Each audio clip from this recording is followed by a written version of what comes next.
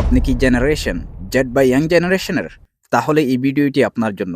কারণ আসন্ন 12ই ফেব্রুয়ারি নির্বাচনে প্রায় 5,60,00,000 তরুণ ভোটারই ঠিক করবে পরবর্তী প্রধানমন্ত্রী কে হতে যাচ্ছেন। প্রায় 17 বছর পর এইবার প্রথম বাংলাদেশের তরুণরা একটি প্রতিযোগিতামূলক নির্বাচনে বড় ভূমিকা রাখতে যাচ্ছেন।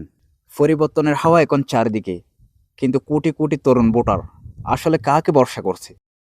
সানেম এবং দি বিজনেস স্ট্যান্ডার্ডের জরিপ বলছে তরুণদের সবচেয়ে বড় অংশ, প্রায় 39% এখন বিএনপিকে এগিয়ে ভাবছে। মানে তরুণ ভোটারদের মধ্যে এই মুহূর্তে বড় সাপোর্ট যাচ্ছে বিএনপির দিকে।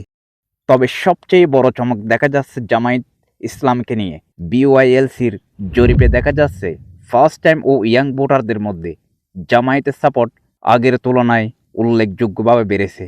সাম্প্রতিক জরিপ অনুযায়ী ইএএসডি বলেছে বিএনপি এককভাবে প্রায় 208টি আসন পেতে পারে।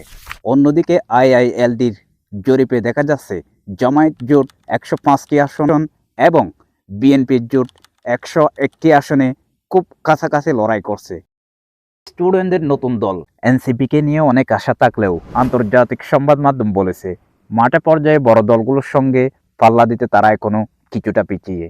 আর আওয়ামী লীগের নিবন্ধন স্থগিত থাকায় তাদের বড় একটি ভোট ব্যাংক এখন নতুন কোনো বিকল্প খুঁজতেছে। কিন্তু এখানেই সবচেয়ে বড় টুইস্ট, জরিপ বলেছে এখনো প্রায় 30 থেকে 48% তরুণ ভোটার সিদ্ধান্তহীন। দ্যাটস মিন আপনার একটি ভোটই বদলে দিতে পারে পুরো নির্বাচনের ফলাফল।